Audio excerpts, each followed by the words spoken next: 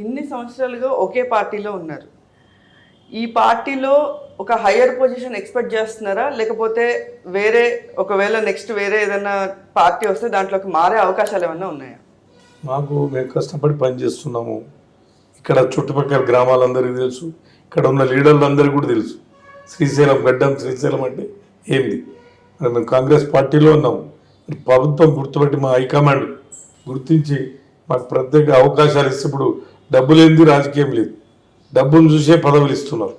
మరి ప్రభుత్వం కాకుండా పార్టీ పరంగా ఏదైతే అధిష్టానం ఉందో స్వచ్ఛందంగా ఎవరైతే కష్టపడి పనిచేసే వాళ్ళని గుర్తించి వాళ్ళకు హోదా కల్పిస్తే మేము అది చేయడానికి రెడీ ఉన్నాం.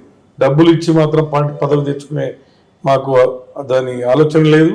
మేము గతంలో కాంగ్రెస్ గవర్నమెంట్ లేకున్నా టీఆర్ఎస్లో ఉండి వాళ్ళు ఎంత ఆఫర్ చేసినా కూడా డబ్బు గురించి ఆఫర్ ఎప్పుడు కూడా మేము బెండ్ కాలేదు. అది అవసరం లేదు మాకు. గుర్తించి కష్టపడి ఇన్ని సంవత్సరాల సంది పార్టీని వన్ వేగా నడిపించాడు రాష్ట్రం. మా హైకమాండ్ వాళ్ళు గుర్తించి మాకు అవకాశాలు ఇస్తే ఖచ్చితంగా న్యాయం చేస్తాం. కానీ పార్టీ మారే అవకాశం మాత్రం పార్టీ మారే అవకాశం అయితే లేదు.